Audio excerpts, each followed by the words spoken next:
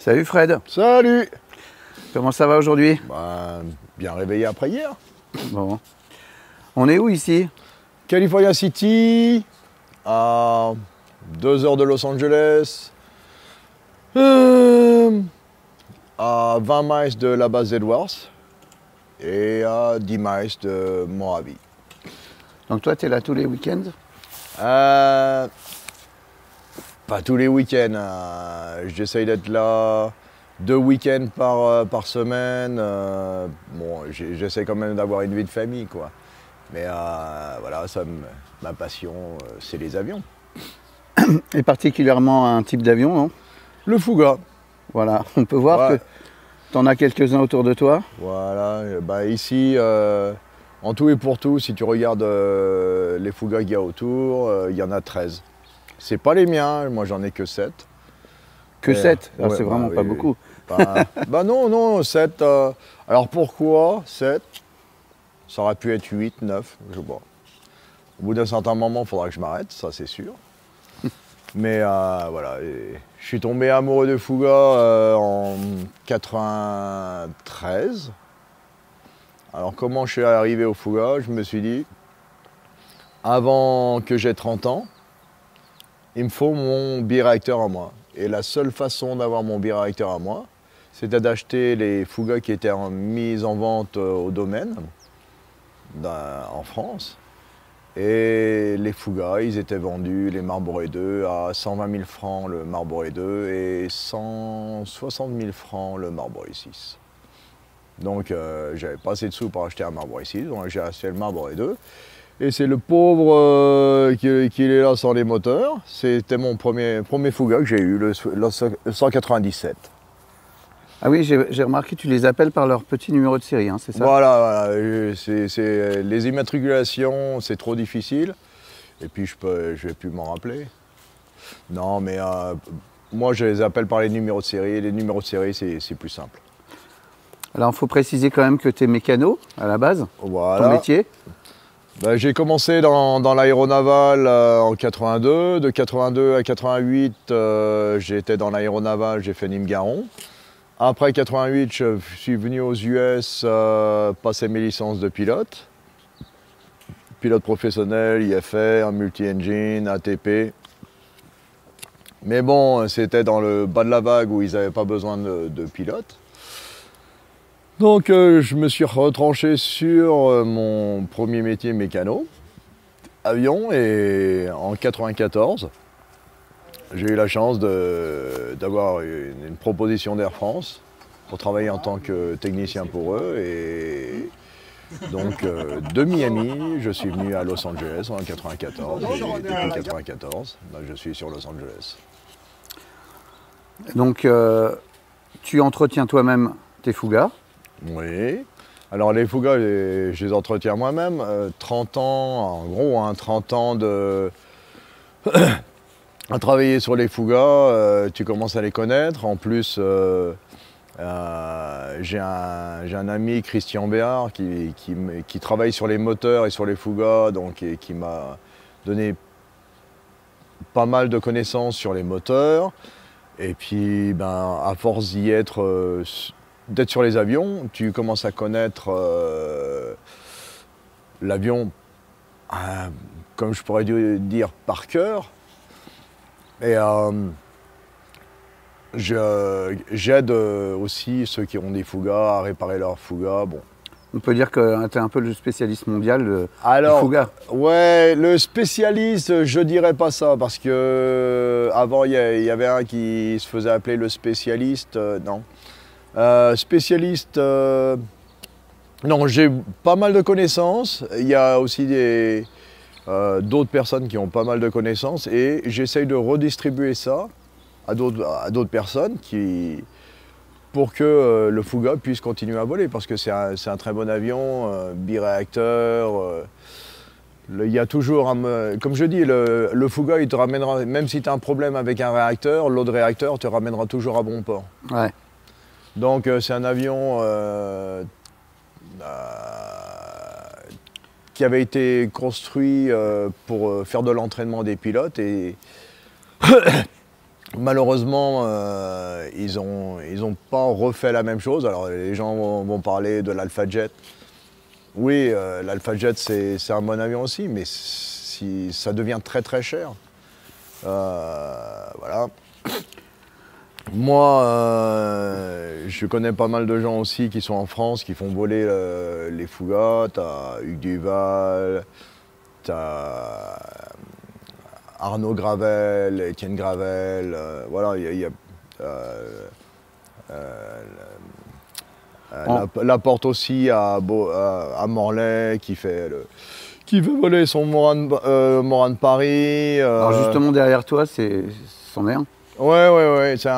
Alors lui, c'était un de l'armée de l'air, voilà, avec des Marlboro 6.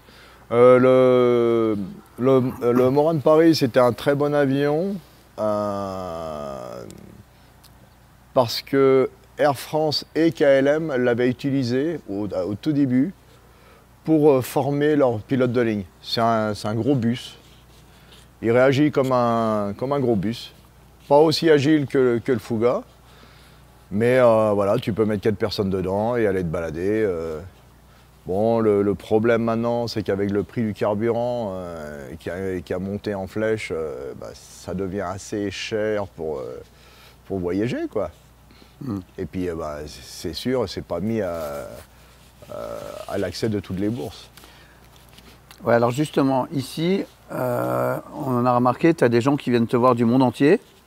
Le soir, c'est barbecue autour des Fougas. Et puis, tu as une activité aussi, c'est que tu proposes des vols plutôt destinés aux pilotes, j'imagine. Tu fais pas des baptêmes, hein, on va pas dire ça, on va pas appeler ça comme ça.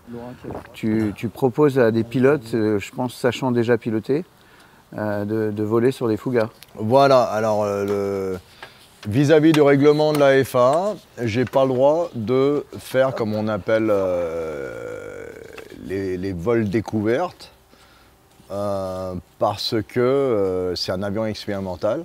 Par contre, je peux faire des vols avec des pilotes, même ceux qui ont, comme on dirait ici, les student pilots, qui ne sont pas encore certifiés, mais qui apprennent à voler sur les avions. Donc, je les mets en place avant, et puis on fait alors le petit tour. Normalement, on fait un tour d'1 heure.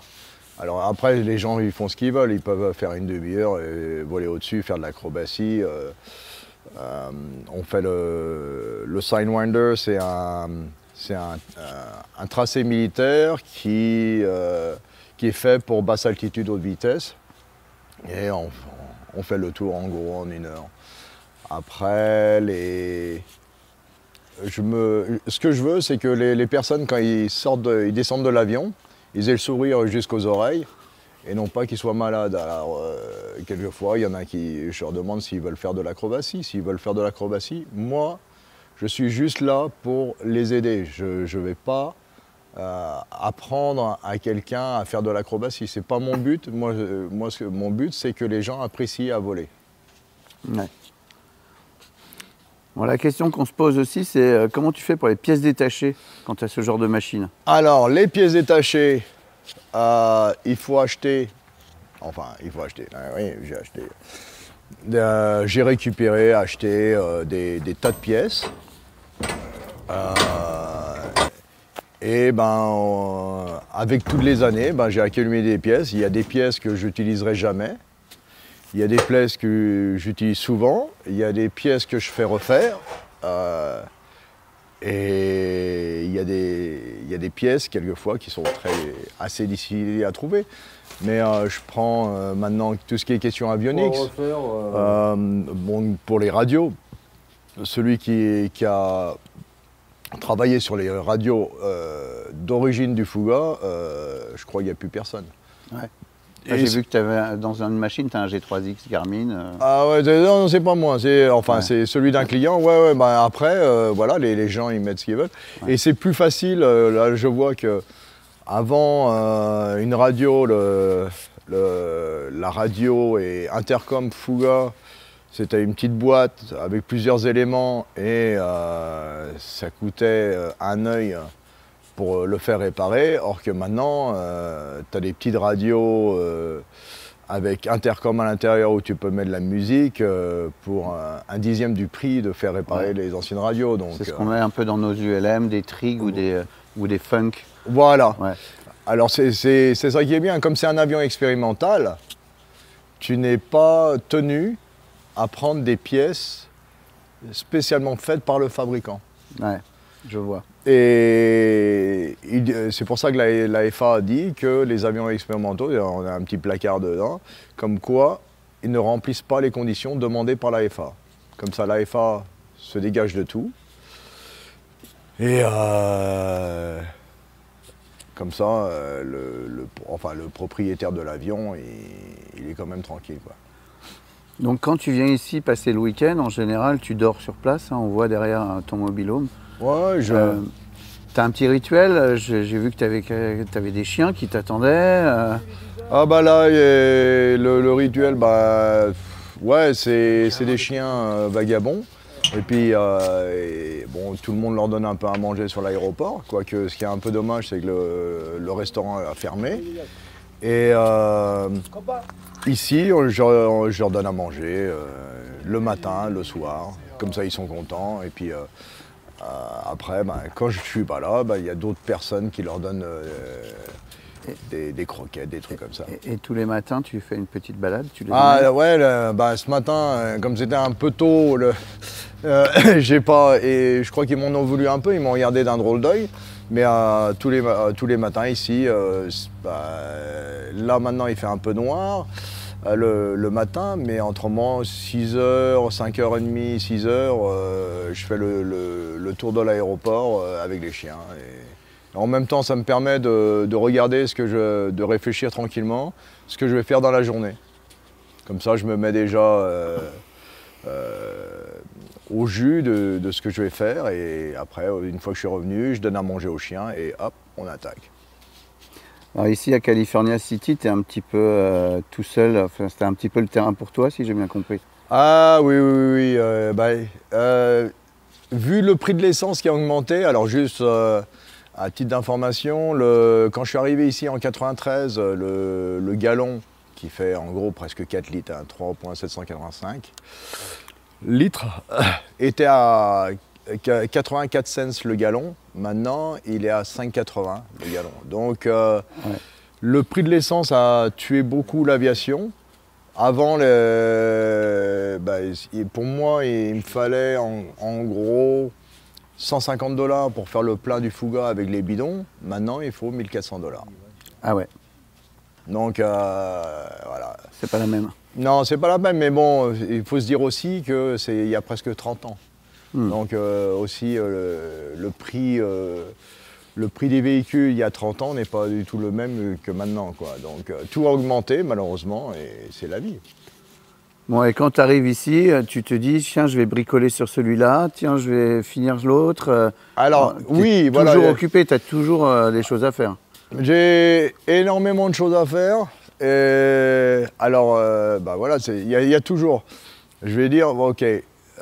Déjà, quand j'arrive ici, je vois les avions qui sont sur le parking là-bas, mes avions, pour voir si, je regarde juste comme ça, pour voir si jamais il n'y a pas de problème. Après, parce que quelquefois, je peux avoir, par exemple, un train qui a commencé à s'affaisser. Donc, allez, hop, ce que j'avais prévu, hop, j'oublie, je travaille sur cet avion-là. Après, même chose, tous les équipements que j'ai, quelquefois, ils tombent en panne, donc il faut que je répare et ça pousse. Et puis si jamais je viens ici le week-end, le lundi pour le dimanche soir, c'est bien de rentrer à la maison pour envoyer ma fille à l'école ou voilà, et puis pour voir ma famille aussi. Donc ça se termine pas, quoi. Bon super, et puis en plus tu as plein de jouets, hein. Tu as des petites voitures, des avions, des motos. Oui, je sais. Oui, voilà. Et ce qu'il y en a beaucoup qui disent, ils disent ouais, tu vas t'amuser à California City ce week-end. C'est pas vraiment m'amuser, c'est travailler. Mais quelqu'un a dit, si jamais on aime ce qu'on fait, on va plus jamais travailler un seul jour de sa vie. Et moi, voilà, j'adore faire ça et j'espère que ça ne va pas s'arrêter du jour au lendemain. Non, normalement ça ne devrait pas. Et ça fait 30 ans, il y en a qui me disent, mais tu comprends, on voulait savoir si dans 5 ans tu serais toujours là. Je lui dis, ouais, normalement dans 5 ans je suis toujours là. Merci Fred. De rien.